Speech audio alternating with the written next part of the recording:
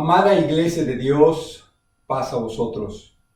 A todos mis hermanos, a todas mis hermanas, amigos y compañeros que nos ven a través de estos medios de comunicación, les damos la más cordial bienvenida y les damos las gracias por permitirnos entrar a sus hogares en este día para compartir algunos cantos a nuestro Dios, algunas oraciones y el estudio de la palabra. Como todos saben, las cosas en Houston no están del todo bien. La epidemia del coronavirus todavía está azotando a la ciudad y por esa razón hemos decidido mantener nuestro templo cerrado todo el mes de julio y quizás todo el mes de agosto, dependiendo de la situación cómo siga. Pero seguiremos proporcionando a través de estos medios de comunicación programas donde tendremos la oportunidad de estudiar la palabra del Señor. Seguiremos proporcionando programas a través del Facebook y a través del YouTube todas las semanas. Los viernes de 7 a 8:30 de la tarde, de la noche, los jóvenes tendrán su programa y su estudio donde se pueden unir a través de la aplicación del Zoom. El sábado tendremos varios servicios, el primero de 10 de la mañana a 11:30 de la mañana. Es un servicio en inglés donde tendremos algunos cantos y después la predicación en el idioma inglés sin traducción. Más tarde, de 2 de la tarde a las 3:30, presentaremos dos escuelas sabáticas, una en español y una en inglés, y cada quien escogerá qué escuela sabática quiere participar. Después, hermanos, de 3:30 a 4:15, los niños tendrán su programa a través del Zoom, donde podrán estudiar algunas de las lecciones que se han preparado para ellos. Y al último, a las 4:30, de 4:30 a 6 de la tarde, los sábados, tendremos nuestro servicio en español, donde habrá algunos cantos y habrá también una predicación, un mensaje en el español, sin que haya traducción. Así que le invitamos que esté con nosotros durante estos servicios, que esté ocupado en el día del sábado en las cosas del Señor. Es importante que no nos olvidemos que este no es nuestro día, que es el día del Señor. Si usted nos está viendo pues a través de esta comunicación, le pedimos que nos dé un like para saber que está viendo este mensaje. Si es posible, mándenos alguna nota, se lo agradeceremos, y si lo comparte con sus familiares y con sus amigos, estaremos más que agradecidos con usted, hermano y hermana. Como les decía, hoy es el sábado glorioso del Señor, dice la Escritura en el libro de Isaías, en el capítulo 58. Si retrajeres del sábado tu pie de hacer tu voluntad en mi día santo. Y ahí declara que no es nuestro día, sino es del día del Señor.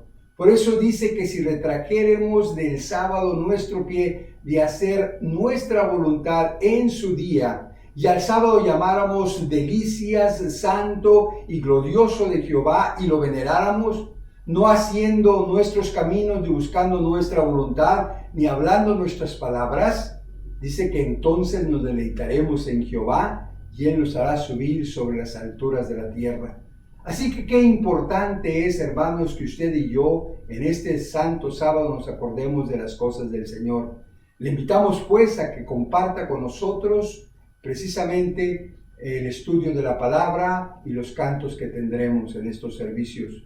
Tenga siempre con usted su Biblia, porque vamos a estar citando algunos pasajes. Le pedimos que los escriba para que usted los pueda tranquilamente leer y marcar en su escritura, para que pueda aprenderlos, para que pueda memorizarlos y meditarlos, compartirlos, pero sobre todo, hermano, para que usted también pueda vivir la enseñanza que es adquirida.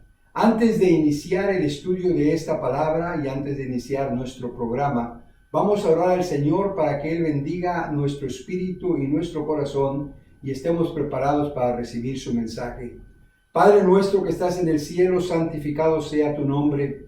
Te damos muchas gracias, Señor, porque llegado el día, nos has dado la oportunidad que a través de estos medios de comunicación enlazarnos, Señor, con nuestros hermanos y nuestras hermanas y amigos a través de todos los lugares, Señor, para venir delante de ti y reconocerte como el único Dios verdadero. Padre, tú eres el creador de todas las cosas y te reconocemos y te damos gracias, Señor, por lo bueno que eres. Confesamos nuestros pecados delante de ti, Señor, porque queriendo ser buenos y rectos delante de ti, encontramos que siempre, Señor, estamos faltos.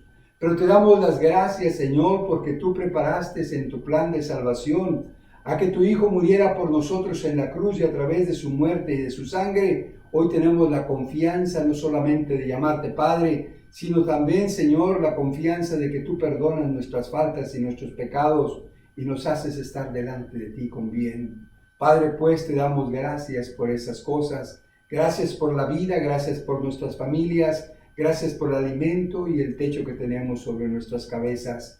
Padre, antes de abrir tu escritura, antes de hacer algunos cantos a tu nombre, Señor, queremos suplicarte que tú prepares nuestra mente y nuestro corazón, y que lo que hagamos, Señor, sea conforme a tu voluntad y que también sea agradable delante de ti. Sé pues con nosotros, Señor, prepáranos, nos abandonamos en tus manos. Te lo pedimos, Señor, humildemente, en el nombre alto y sublime de Jesús, tu Hijo amado, sabiendo que tuyo es el poder, la gloria y el reino para siempre, jamás. Amén. Disfrutemos, hermanos, de nuestros programas.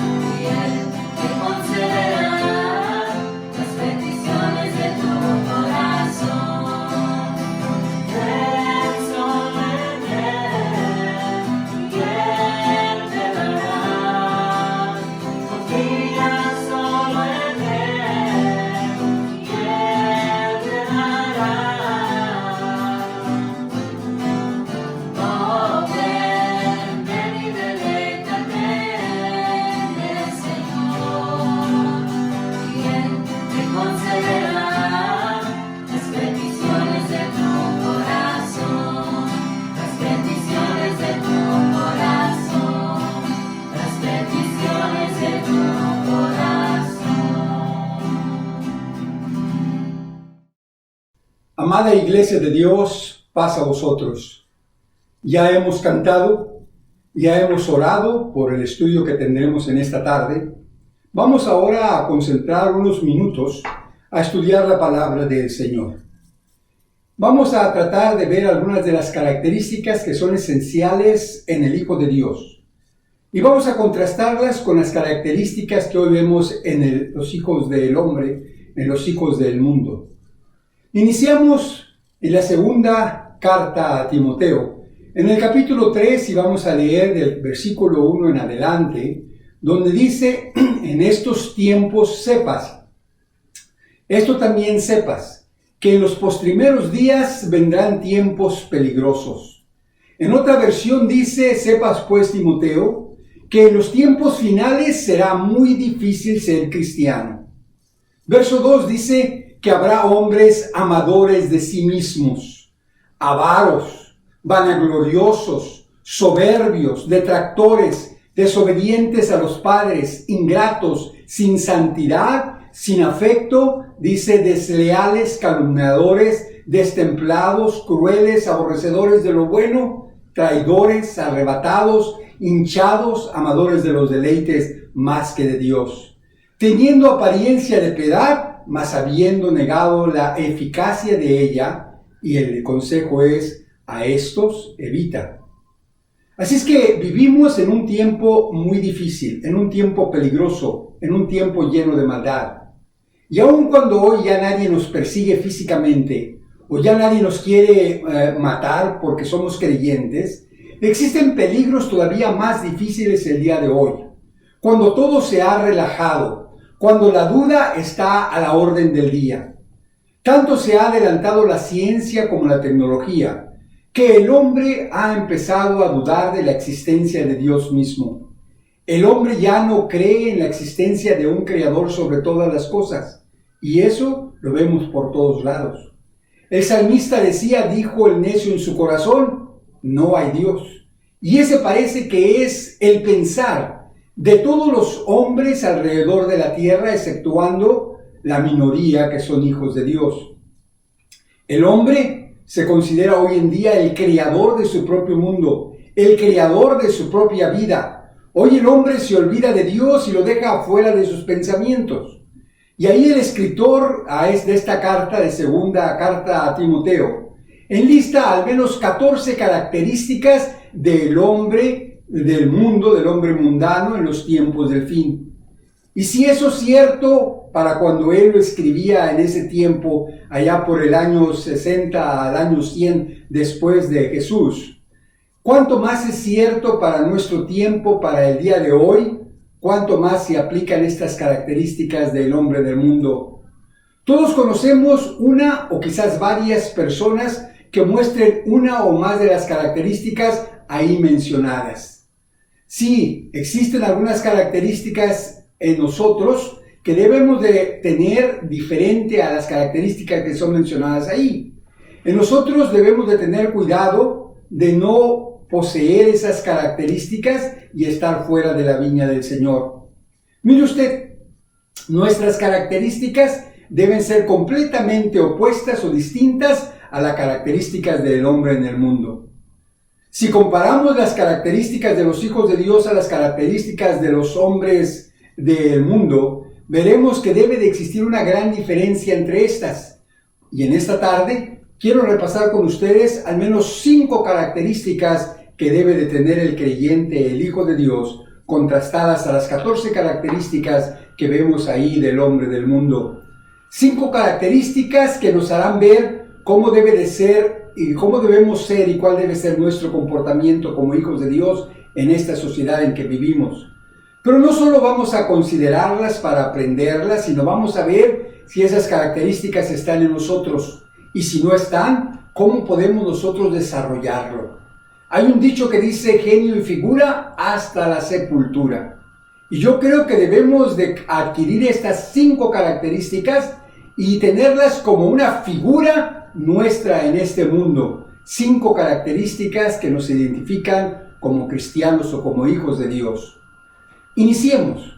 En el libro de Efesios, en el capítulo 4, en el verso 1 en adelante, nos empieza a hablar el escritor de esta carta de la siguiente forma, diciendo: yo pues, preso en el Señor, os ruego que andéis como es digno de la vocación con que sois llamados, con toda humildad y mansedumbre, con paciencia soportando los unos a los otros en amor, solícitos a guardar la unidad del Espíritu en el vínculo de la paz, un cuerpo y un espíritu, como sois también llamados a una misma esperanza de vuestra vocación, un Señor, una fe, un bautismo, un Dios y Padre de todos, el cual es sobre todas las cosas y por todas las cosas y en todos vosotros. Basado en esta lectura yo podría preguntarles: hermanos, hermanas, amigos, ¿cómo andan? Porque así pregunta o así dice la Escritura, que andemos como es digno de nuestra vocación. Y al decir cómo andan, quiero decir cómo vivimos, cómo nos comportamos en este mundo. Los académicos de hoy en día están de acuerdo de que esta segunda carta a Timoteo en realidad no fue escrita por Pablo. sino que alguien escribió bajo el seudónimo de Pablo, haciéndonos creer que Pablo era el escritor, y en esa forma él se nos presenta y nos dice como escritor: yo prisionero en el Señor, es decir, que estaba sujetos a las órdenes del Señor como un siervo está sujeto a su amo. Y así empieza la rogativa de este escritor que nos dice que debemos de andar, es decir, vivir y comportarnos y actuar dignamente a la vocación con que fuimos llamados. ¿Sabe usted que usted y yo fuimos llamados a una vocación? Es decir, a una carrera, a una forma de vivir, a una forma de ser. Tanto que es buena esta vocación que dice que debemos de andar como es digno a esa carrera o esa vocación a la que fuimos llamados. En la primera de Pedro, capítulo 2, en el verso 9 nos dice: mas vosotros sois linaje escogido, real sacerdocio, gente santa, pueblo adquirido para que anunciéis las virtudes de aquel que os ha llamado de las tinieblas a su luz admirable. Hubo un llamamiento, hubo una invitación a que se saliésemos de esas tinieblas y entrásemos al reino de luz del Hijo amado. Y somos llamados no a través de un relámpago o de algo sobrenatural, sino quizás algún pobre hermano llegó a nuestro hogar y nos empezó a hablar de las cosas de la Escritura y de las buenas nuevas que existen de la gracia de Dios expresadas en Cristo Jesús. Y así es como nosotros fuimos llamados a esa vocación, como aquel que es llamado a trabajar en la viña del Señor. Hay una parábola en el capítulo 20 del libro de Mateo, donde nos dice que el reino de los cielos es semejante a un padre de familia que salió por la mañana a ajustar obreros para su viña. Y nos dice que él, habiéndose concertado con los obreros por un denario al día, los envió a su viña a trabajar. Y dice, saliendo cerca de la hora de las 3, vio otros que estaban en la plaza ociosos. Es decir, como a las 9 de la mañana los vio a otros que todavía estaban ociosos y les dice: ¿por qué ustedes no van a la viña también a trabajar como los otros que he mandado? Yo les daré lo que es justo al final del día. Y ellos fueron. Y aquel hombre salió otra vez cerca de la hora sexta a las 12 del día y a la hora nona a las 3 de la tarde, e hizo lo mismo. Y saliendo cerca de la hora undécima, como a las 5 de la tarde, hay otros que todavía estaban ociosos en la plaza, y a estos también les dijo: ¿por qué estáis aquí todo el día ociosos? ¿Por qué no van ustedes al lugar donde pueden ustedes trabajar? Y ellos le respondieron: pues es que nadie nos ha ajustado. Y díceles: pues yo os invito a ir también vosotros a la viña y trabajar, y recibiréis lo que fuere justo al final del día. Y así todos van a la viña y trabajan arduamente. Y llegado el final del día, nos dice la Escritura que el Señor de la viña empieza a llamar a aquellos que habían trabajado en su viña. Y llama primero a los últimos que él había invitado a venir a trabajar. Aquellos que había invitado él a la hora undécima. Y les dice: tú trabajaste 1 hora, he aquí tu paga, y les da un denario. Y los que habían empezado a trabajar desde antes pensaron que ellos iban a adquirir más paga. Y va llamando uno a uno hacia adelante, a los que habían venido más tarde, y más temprano, y más temprano, y más temprano. Y dice la Escritura que a todos ellos le dio exactamente la misma cantidad de un denario. Los que habían trabajado todo el día se enojaron con el señor de la casa. Y él les pregunta: ¿pero por qué vosotros se enojáis? Porque yo soy bueno con lo que es mío. ¿No os contraté yo por un denario al día? Y aquí está el denario que les pertenece. Y si yo le quiero dar a otro un denario por solamente 1 hora de trabajo, ¿qué a ustedes? Dándonos a entender, hermanos, que así como este hombre salió a ajustar obreros para la viña del Señor, en una forma simbólica, nosotros y todos los que formamos parte de la iglesia de Dios, hemos sido llamados en un día a venir a trabajar dentro de la viña del Señor. Algunos trabajaron arduamente, los apóstoles, los que iniciaron la cristiandad en los primeros siglos, y algunos otros solamente ya en la parte final del tiempo. Pero a unos y a otros se nos ha prometido que se nos va a dar la paga justa.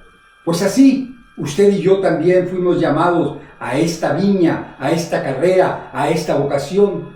Y entonces ahí dice, porque debemos de andar dignos de nuestra vocación. Debemos de andar con una forma de distinción. Y al decir andar quiere decir vivir, no andar físicamente. Físicamente, si usted recuerda, por ejemplo, a John Wayne, aquel hombre, hermanos, que era artista y que hacía películas de vaqueros.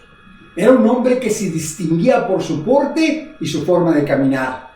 No caminaba en una forma derecha, sino tenía un poco la forma ladeada al caminar. Y cuando inició su carrera, le decían que tenía que cambiar su forma de caminar, pero él no lo hizo. Y al final de su carrera, eso es lo que lo distinguía a él de todos los demás.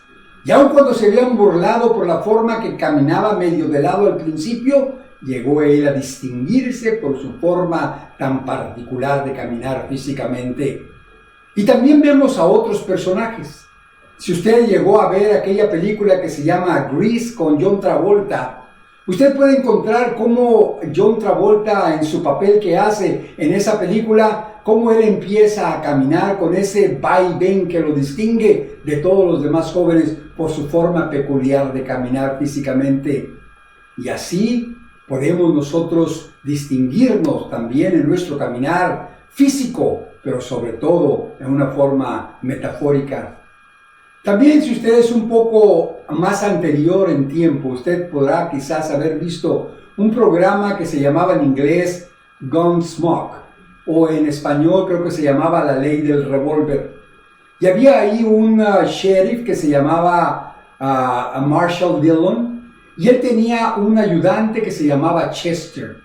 Y Chester tenía una forma muy particular de caminar, pues cojeaba de una pierna. Y lo hacía él un personaje distinto a todos los personajes por la forma tan particular de caminar. Algunas personas tienen en su aspecto físico un caminar que los distingue, un caminar que los hace distintos a todos los demás. Y créalo o no, hay entre nosotros quien se distingue por su forma de caminar. Yo le puedo decir que cuando oigo caminar a mi esposa, cuando estoy volteado y no veo quién viene, pero oigo ciertos pasos, tiene una forma tan particular de caminar que yo la reconozco inmediatamente que ella es la que se está acercando. Ella camina en una forma, de mi parecer, única, como una mujer bien hecha, como aquella mujer de las 4 décadas que dice la canción. Así me imagino cómo ella camina con firmeza. Pero el autor aquí de este libro, de segunda de Timoteo, al decirnos que debemos de andar en una forma digna, no nos está hablando de una forma física de caminar, sino de una forma de vivir, de una forma de comportarnos, de una forma que debemos de ser diferentes a los hombres allá en el mundo. ¿Y cómo se obtiene esa distinción, pues, o esa forma de vivir que Él quiere que nosotros tengamos y que nos distingamos por ella? Pues ahí mismo nos da la respuesta y nos da 5 características esenciales que nos hacen ver si somos o andamos dignamente de la vocación a que somos llamados. La primera de esas características es la humildad. Dice ahí que debemos andar dignamente de la vocación con que fuimos llamados con toda humildad. La palabra humildad quiere decir modestia. Es la virtud que resulta del sentimiento de nuestra bajeza, que se rebaja el hombre a veces voluntariamente, deja de ser altivo, porque esa es la forma en que debe de comportarse. David, el rey de Israel, aunque él estaba en todo su poder y era reconocido como un gran rey, empero sabía quién era y de dónde venía. De hecho, en una ocasión escribió en el Salmos capítulo 22, en el verso 3 en adelante, y él decía, hablándole a Dios, decía: tú empero eres santo, tú que habitas entre las alabanzas de Israel, en ti esperaron nuestros padres, esperaron y tú los libraste, clamaron a ti y fueron liberados, esperaron en ti, dice, y no se avergonzaron. Y comparándose él a Dios, dice en el verso 6, mas yo soy gusano y no hombre, oprobio de hombres y desecho del pueblo. Dice, todos los que me ven se escarnecen de mí, y estiran sus labios y menean su cabeza diciendo: remítase a Jehová, líbrelo, sálvele, puesto que en él se complacía. Cuando David estaba en esta situación, la gente, hermano, lo trataba mal, pero David se comparaba con la grandeza de Dios y decía: tú eres un Dios omnipotente y único, y yo como un gusano delante de ti. Delante de Dios, David sabía que él era nada, que era como un gusano delante de él. ¿Qué diferencia hay en este personaje, este rey de Israel, con otros personajes que fueron grandes en su tiempo, como Nabucodonosor, el rey de Babilonia, que lo veremos dentro de un momento, que se enalteció y se engrandeció, creyéndose que él era el causante de todas las cosas que tenía? Pero la humildad es una característica que hace que el hombre de Dios se distinga. Así como David se distinguió, así como Job se distinguió, así como el mismo Jesús, el Hijo de Dios, se distinguió humillándose hasta la muerte, como dice la Escritura. El mundo no enseña esta característica. No, el mundo no enseña la humildad. Ellos enseñan el humanismo. Ellos enseñan y te dicen que tú eres el número uno y que tú debes de ver solamente para ti y eres más grande que todos los que están a tu alrededor, que tú puedes, que tú eres solo, que tú eres el único, que tú te mereces todas las cosas que tienes. Ellos no enseñan la humildad, pero el siervo de Dios debe distinguirse en su andar, en su caminar, con toda humildad.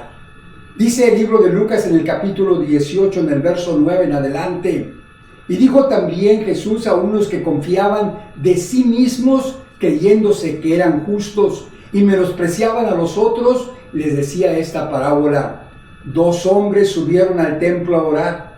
El uno era el fariseo, y el otro era un publicano, un pecador. Y el fariseo, aquel que era religioso, en pie estaba orando consigo de esta manera, diciendo: Dios, te doy gracias, que no soy como los otros hombres, ladrones, injustos, adúlteros, ni aun como este publicano que está a mi lado. Yo, decía el fariseo, ayuno 2 veces a la semana, doy mis diezmos de todo lo que poseo. Sin embargo, dice el versículo 13, que el publicano, estando lejos, no quería ni aún alzar los ojos al cielo, sino que sería su pecho diciendo: Dios, sé propicio de mí como pecador.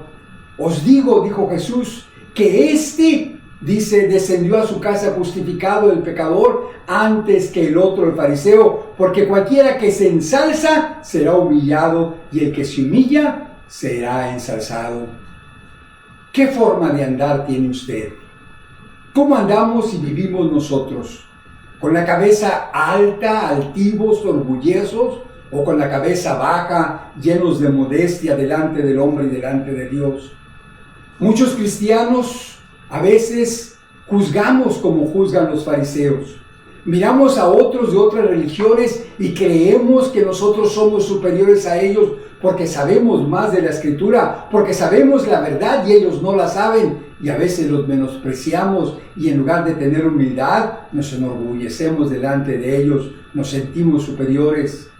Es bueno que les mostremos cuál sea la verdad conforme a la Escritura, pero que lo hagamos en una forma sencilla, con humildad de corazón.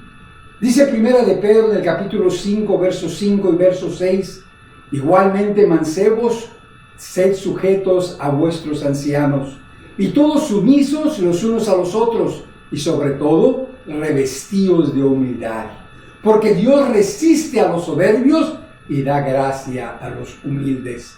Dios, hermanos, se aleja del que es altivo. Dios no quiere a aquel que es orgulloso. Humillaos pues, dice el consejo, bajo la poderosa mano de Dios, para que Él os ensalce cuando fuere su tiempo. Así es que vemos que una de las grandes características que el Hijo de Dios debe de tener es precisamente la humildad. El sentirse no superior a su prójimo, el sentirse no superior a su Creador, sino con toda humildad reconocer quién es Él en este mundo. No como otros, Nabucodonosor les decía hace unos momentos, Cómo este hombre, al ver la grande Babilonia que él había edificado conforme a su palabra, y que era la primera potencia del mundo en esa época, él pensaba y decía, ¿no es esto lo que yo he hecho? Libro de Daniel capítulo 4, verso 29, nos dice ahí que a cabo de 12 meses andándose Nabucodonosor, paseándose sobre el palacio del reino de Babilonia, recordemos que aquel palacio era un palacio hermosísimo, con aquellos jardines que vinieron a formar parte de las maravillas de ese mundo, que se dice que son los jardines colgantes de Babilonia. Pues andando Nabucodonosor caminando en su palacio, viendo todas las cosas que habían sido edificados y todas las conquistas que había tenido, dice ahí el verso 30, habló el rey y dijo, ¿no es esta la gran Babilonia que yo edifiqué para casa del reino, con la fuerza de mi poder y para la gloria de mi grandeza? Él creía, hermanos, que él había sido el productor de esas cosas. Él creía que de él venía toda su grandeza y todo su poder y la situación y la conquista que había tenido de todos los pueblos, incluyendo a la misma Judá, que era el rey del sur de Israel, o el reino de Judá.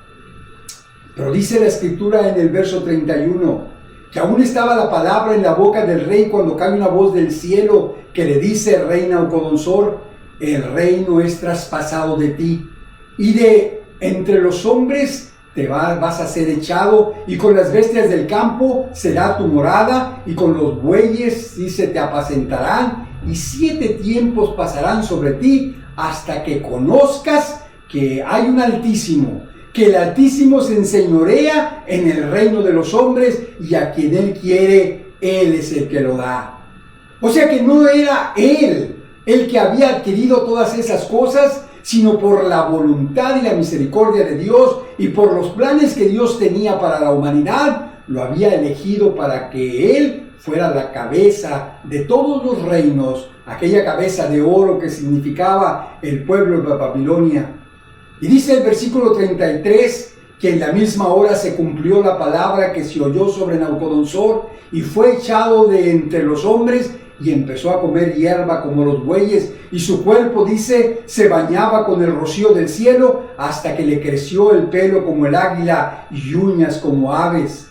Mas al fin del tiempo, dice el verso 34, yo Nabucodonosor alcé mis ojos al cielo, y mi sentido me fue vuelto. Volvió otra vez a razonar, y dice, y bendije al Altísimo, y lo alabé, y glorifiqué al que vive para siempre, porque su señorío es sempiterno, y su reino, dice, por todas las edades. A veces no entendemos, hermanos, que hay en realidad, tenemos nosotros en realidad un reino que de Dios establecido en la tierra. ¿Saben ustedes que hay un reino establecido de Dios sobre la tierra? Y Nabucodonosor no lo reconocía. Más al final del tiempo, dice el verso 34, yo Nabucodonosor alcé mis ojos al cielo y mi sentido me fue vuelto y bendije al Altísimo y alabé y glorifiqué al que vive para siempre, porque su señorío es sempiterno y su reino es por todas las edades.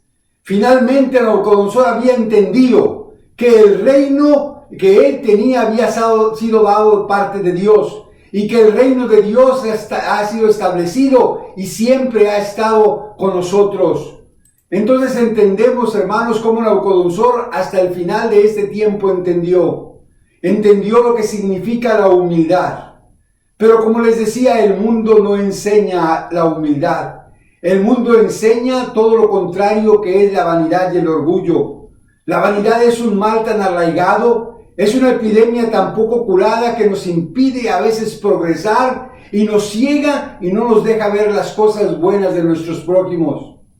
Quiero que se imagine por unos momentos a un hombre vanidoso cuando se levanta muy temprano a la mañana y va a verse frente al espejo. Al verse y empezarse a peinar, empieza a pensar, pero qué pelo tengo, pero qué bonitos ojos tengo. Tengo un rostro que es irresistible a cualquier mujer. Empieza a vestirse y se ve una figura magnífica. Dice, la ropa me sienta en una forma perfecta. Creo que me veo mejor que cualquiera de mis amigos. Va y desayuna, pero no quiere leer porque no quiere que se le desarrollen algunas arrugas bajo los ojos. Al salir de la casa se sube a su carro y empieza a manejar por el freeway. Y en la carretera, por supuesto, él es el único que sabe manejar y todos los demás manejan muy mal. Al llegar finalmente al trabajo, empieza a pensar que él es mejor de todos los demás 50 o 100 que trabajan en esa oficina. Si algo se hizo bien en el trabajo, él siempre dirá que él es el causante, que él fue el que les dio la idea. Y si algo sale mal en ese día, siempre dice, pobre Juan, no sabe lo que hace. Si las muchachas se fijan en él, dice, claro, pues saben lo que es bueno, saben escoger adecuadamente. Y si las muchachas no se fijan en él, dice, qué tontas, no saben lo que se están perdiendo. Durante todo el día y todos los días, solamente él habla pestes de otros y maravillas acerca de él y de lo bueno que él ha hecho. Aparentemente, el mundo hace que el hombre ponga toda la atención solamente en él. ¿Y la humildad dónde ha quedado? El Hijo de Dios debe tener la humildad. ¿Quién es como Jehová nuestro Dios? Dice el Salmo 113, demostrando que Dios se humilla a ver al hombre. ¿Quién como Jehová nuestro Dios, que ha enaltecido su habitación y que se humilla, dice, a mirar desde el cielo a la tierra? Y entonces levanta del polvo al pobre y al menesteroso, dice, alza del estiércol, para hacerlos sentar con los príncipes de su pueblo. Es Dios, hermanos, pues, el que nos da la facultad a veces de alcanzar buenos puestos dentro de nuestras empresas, dentro de nuestras carreras. No es por nuestra fuerza, no es por nuestra carisma ni por nuestra sabiduría, sino es, hermanos, como dice la Escritura, que Él levanta al pobre y al menesteroso, alza del estiércol y lo hace sentar con príncipes. Eso me recuerda a David, andando él detrás de las ovejas. Nadie sabía de él, pero dice la Escritura que Dios lo conocía. Y llegado el tiempo, dice la Escritura, detrás de la majada de las ovejas te saqué para que fueses príncipe y rey sobre mi pueblo Israel. De esa forma, hermanos, entendemos que es necesario la humildad en el Hijo de Dios. Mismo Jesús, hermanos, Él fue humilde, y dice la Escritura en el libro de Filipenses, en el capítulo 2, en el verso 7 y 8, hablando de Jesús, dice, sin embargo, se anonadó a sí mismo, tomando forma de siervo, dice, semejante a los hombres, y hecho a la condición como hombre, se humilló a sí mismo, hecho obediente hasta la muerte, dice, y muerte de cruz. Ahí Jesús, hermano, nos deja un claro ejemplo que usted y yo y todos los hombres que estamos dentro de esta carrera necesitamos entender que es la humildad. Y decía el escritor de la segunda carta a Timoteo que él nos rogaba a que nosotros andásemos dignamente de la vocación como la que hemos sido llamados. Y Jesús nos deja ese ejemplo claro que es la humildad.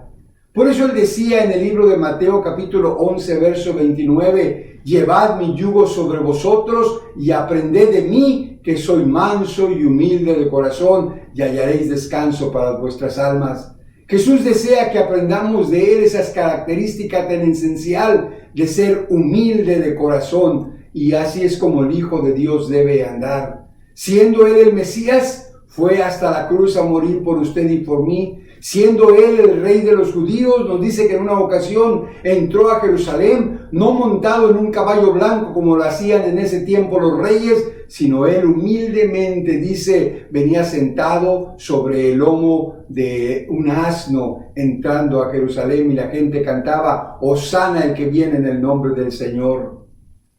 Dice el libro de Proverbios, hermanos, que la humildad Dios la premia.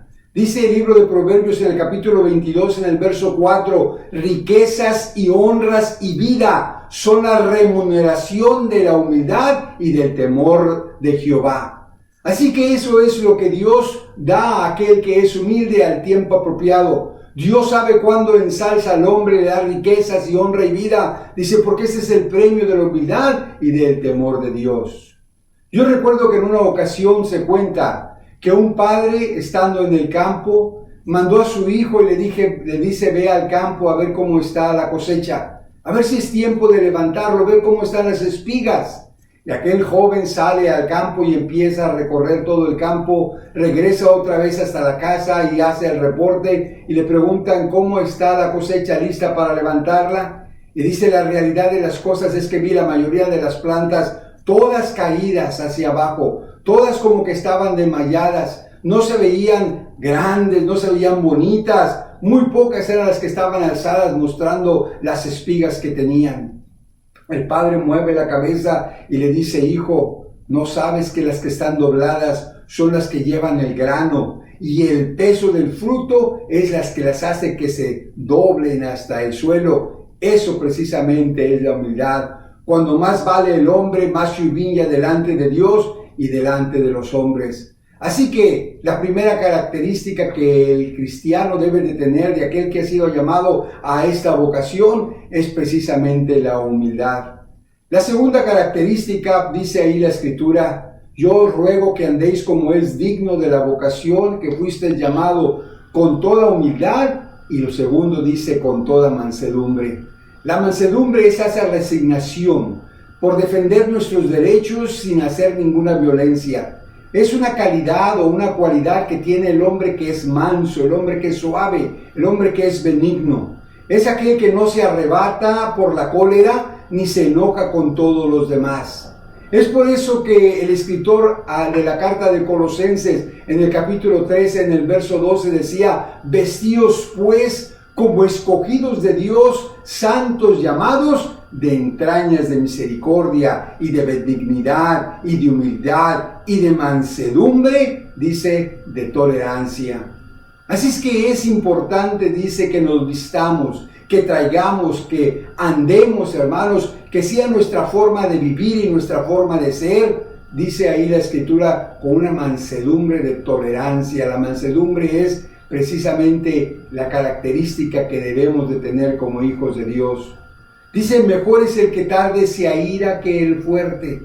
El manso es el que se aira, el que se enoja muy de vez en cuando y muy despacio. Dice, mejor es el que tarde se aira o se enoja que el fuerte. Y el que se enseñorea de lo espíritu es mejor que aquel que toma a una ciudad. Nuestro comportamiento debe pues mostrar la mansedumbre en todas las cosas que hacemos y que decimos. No solamente saberlas, sino en realidad, hermanos, actuarlas. El libro de Santiago, capítulo 13, en el verso 18, nos dice, ¿quién es sabio y avisado entre vosotros? Muestre por buena conversación sus obras en mansedumbre de sabiduría. Muestre a través de la conversación, a través de la plática que puede tener con sus amigos, con sus jefes, con sus compañeros de trabajo. Dice, muestre precisamente a través de su conversación las buenas obras de mansedumbre, de sabiduría. Así es que es importante, hermanos, esta segunda característica de la mansedumbre. Por eso Jesús en una ocasión decía, bienaventurados los mansos, porque ellos recibirán la tierra por heredad. Hay premio a esta característica. Hay ejemplos, hermanos, de hombres mansos a través de la Escritura y hay muchos. Tenemos a un Moisés, hermanos, que siendo un hombre que era el encargado de sacar al pueblo de Israel de Egipto, un hombre, hermanos, que había sido la cabeza para que Dios mostrase todas las maravillas que se habían visto cuando salieron de Egipto. Aquel hombre, hermanos, dice la Escritura que era un hombre manso, que era un hombre, hermanos, que su mansedumbre era notoria y no había un hombre tan manso como él en toda la tierra. También tenemos a un Pablo, hermanos, que habiendo sido, dice ahí que era judío, era fariseo de fariseos, pues este hombre, hermanos, después de conocer a Cristo Jesús, tenía tanta humildad que para ganarse él alguien que creyese en el Evangelio, dice la Escritura, y yo me hice siervo para ganar a aquellos que tenían la oportunidad de alcanzar la salvación. Tenemos un David que se humilló, tenemos un Jesús mismo, como decíamos, que fue él hombre, dice la Escritura, y siendo hombre, dice que se humilló a sí mismo y tuvo esa mansedumbre de ir hasta la muerte en la cruz. Así es que aprendamos nosotros de estas cosas. El libro de Hechos, capítulo 8, en el verso 32, hablándonos de Jesús, nos dice que como cordero mudo delante del que lo trasquila, así fue llevado, dice, y no abrió él su boca. Entonces, la número 2 característica es la mansedumbre. La número 3 dice, andad como es digno de la vocación a que fuisteis llamados, con toda humildad, con toda mansedumbre, y dice ahí que con paciencia. La paciencia es la virtud que soporta los males con resignación. Es la paciencia que tiene el que está en sufrimiento. La paciencia es la característica número 3 que el Hijo de Dios debe de tener. Si Dios es paciente para con nosotros, me pregunto yo, ¿por qué yo no puedo ser paciente para mis amigos, para mis prójimos, para mis hermanos? El libro de Proverbios capítulo 25 en el verso 28 nos dice, como ciudad derribada y sin muro es el hombre cuyo espíritu no tiene rienda.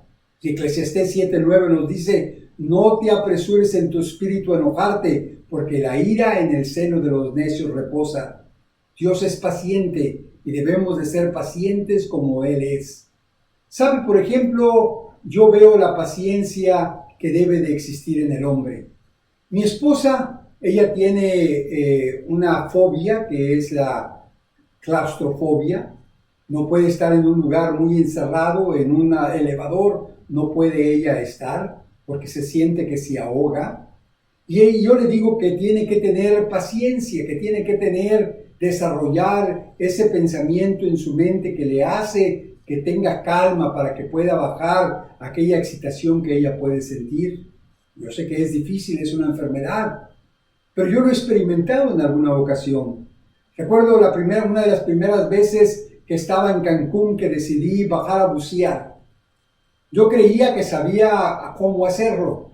Me puse el traje de bucear, me lancé con el instructor hacia abajo y antes de bajarme le decía yo al instructor, dime cómo me quito este cinturón por si me tengo que salir muy rápido. Y dice, no puedes hacer eso. Tienes que tener paciencia. Tienes que estar bien centrado en las cosas que estás haciendo. Yo recuerdo, hermanos, que andando allá abajo me enseñaba él todas las cosas que había, las florecitas, los pescaditos, las piedritas, y yo por dentro de mí estaba, ten paciencia, ten paciencia, ten paciencia, no te desesperes, ya vamos a acabar, ya vamos a salir. Y eso fue lo único que pude llegar hasta ese lugar. Yo creo, hermanos, que la paciencia es una característica que nos debe de distinguir en todas las cosas, especialmente en las cosas de Dios. Así como el pescador tiene paciencia cuando sale a pescar, así como el cazador pasa horas en paciencia esperando a la caza que va a tener, así como el sembrador una vez que pone la semilla es paciente a través de los días hasta obtener el resultado que él desea, así el Hijo de Dios debe tener esta característica de la paciencia. El que se tira, hermanos, por ejemplo, de la quebrada allá en Acapulco, aquel lugar que se llama la quebrada y se tira aquel hombre, él tiene que esperar la ola, hermanos, que es adecuada.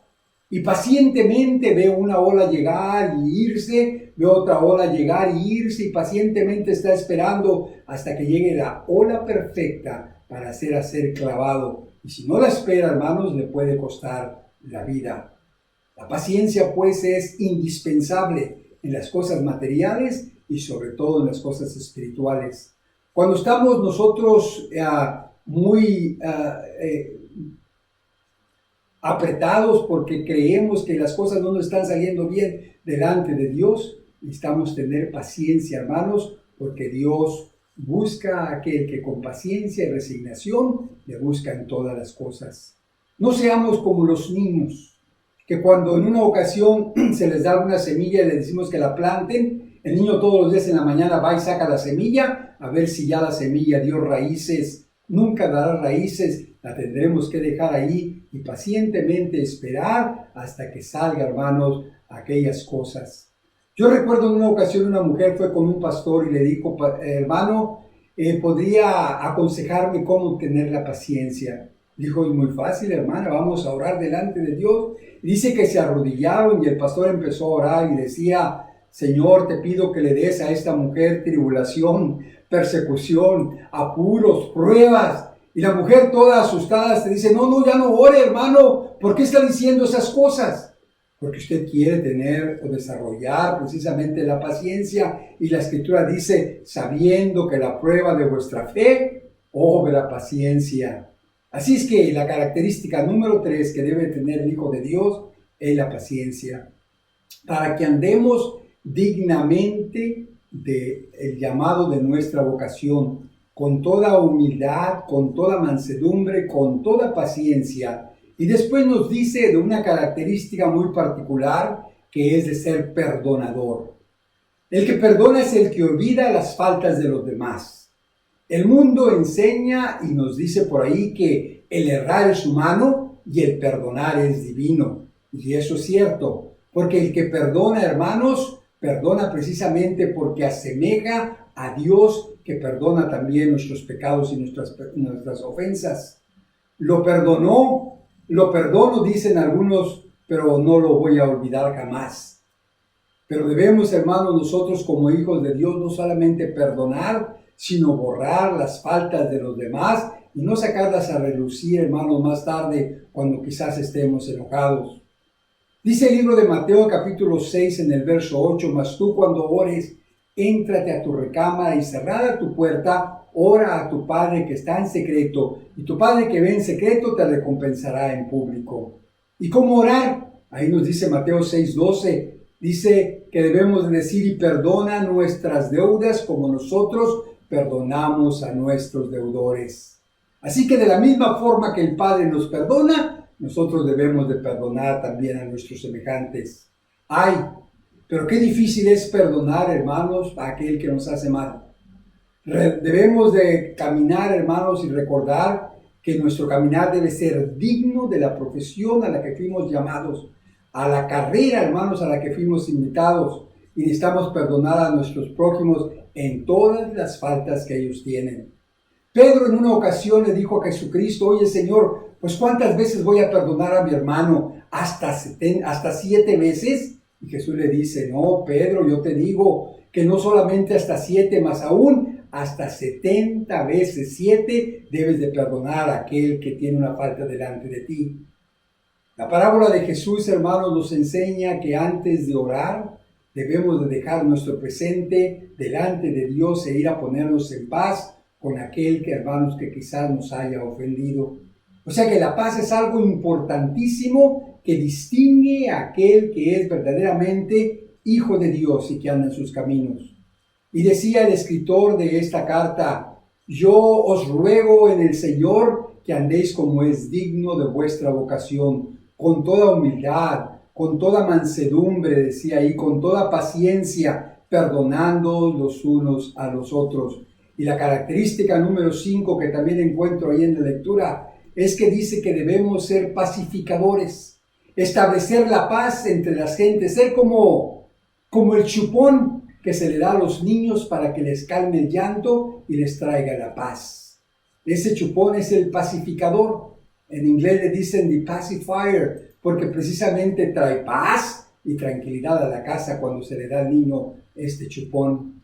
En 1 Corintios capítulo 14, en el verso 33, encontramos que dice la Escritura, porque Dios no es Dios de disensión, sino es un Dios de paz, como en todas las iglesias de los santos. Así es que si Dios es un Dios de paz, nosotros debemos también igualmente, hermanos, ser hombres pacificadores. Debemos de sembrar la paz, debemos de hacer, hermanos, el bien a las gentes.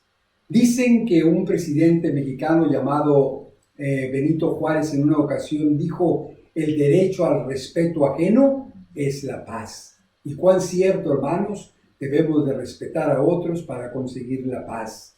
Si somos pacificadores, recogeremos, hermanos, también paz en nuestras vidas. Es como el eco, la vida es como el eco. Regresa, hermanos, lo que nosotros mandamos. Si mandamos maldición, se nos regresa maldición. Si mandamos paz, hermanos, se nos regresa también paz. Así que el consejo, hermanos, de la característica número 5 es que debemos de ser pacificadores en todos los aspectos de nuestra vida. Hemos sido llamados a una vocación, a una carrera. Así como el que es llamado a ser policía debe de comportarse de cierta forma, Así como es el que ha sido llamado a la profesión de bombero, debe tener ciertas características, así como el presidente de la República debe tener ciertas cualidades. Aquel que ha sido llamado a esta vocación de ser hijo de Dios, de ser cristiano, debe dignificar esa vocación, sirviendo y andando como es digno de la vocación a que ha sido llamado. Existen diferentes formas de comportamiento allá en el mundo. Aquella que identifica al hombre que está alejado de Dios, aquella que vimos allá en el libro de Timoteo, cuando decía: sepas y entiendas que en los postprimeros días habrá hombres avaros, amadores de sí mismos, detractores, dice, desobedientes, amadores de lo malo. Esas son las características, hermanos, que no deben de existir con nosotros. Y nosotros debemos de tener las características, al menos estas 5, que nos distinguen, hermanos, en la vocación en que nosotros andamos. El caminar del cristiano, hermanos, debe tener estas características que ya dijimos. Y cuando nosotros lo hacemos, la humildad, la mansedumbre, la paciencia, ser perdonadores y ser pacificadores, entonces seremos, hermanos, como dice la Escritura en el Salmo capítulo 1, y será como el árbol plantado junto a arroyos de agua, que da su fruto a su tiempo y su hoja no cae, y todo lo que hace prosperará. Así que yo les invito, hermanos, en esta tarde, a que desarrollemos estas 5 características esenciales que nos identifican como verdaderos hijos de Dios: la humildad, la mansedumbre, la paciencia, adquirir, hermanos, la capacidad de perdonar y ser pacificadores en todas las cosas que hacemos. Caminemos, hermanos, como es digno de nuestra vocación. Y quiera el Señor, hermanos, que cuando Él regrese nos diga que nosotros representamos el reino de Dios en la tierra en una forma digna del llamado que Él nos hizo. Dios bendiga su palabra. Padre, te damos ahora gracias, Señor, porque nos has dado la oportunidad de citar algunos pasajes de la Escritura para ver, Señor, las características tan buenas y necesarias que debemos de tener en nuestro caminar. Permitas, pues, Padre, darnos la sabiduría para poder, Señor, tener estas características y mostrarlas al mundo. Y para no ser confundidos, Señor, con el hombre allá en el mundo que tiene otras características, que nosotros seamos distintos. Ten misericordia de nosotros, Señor, abre nuestro entendimiento y nuestro corazón. Bendice a las familias en todos los hogares, Señor, dentro de tu iglesia, en la faz de la tierra. Líbranos de este mal, de esta, Señor, virus que anda por todos los lugares, y danos la vida, la tranquilidad y la paz. Te lo suplicamos y te lo pedimos humildemente, sabiendo que tuyo es el reino, el poder y la gloria, hoy y para siempre. Amén. Dios les bendiga, hermanos, y paz a vosotros.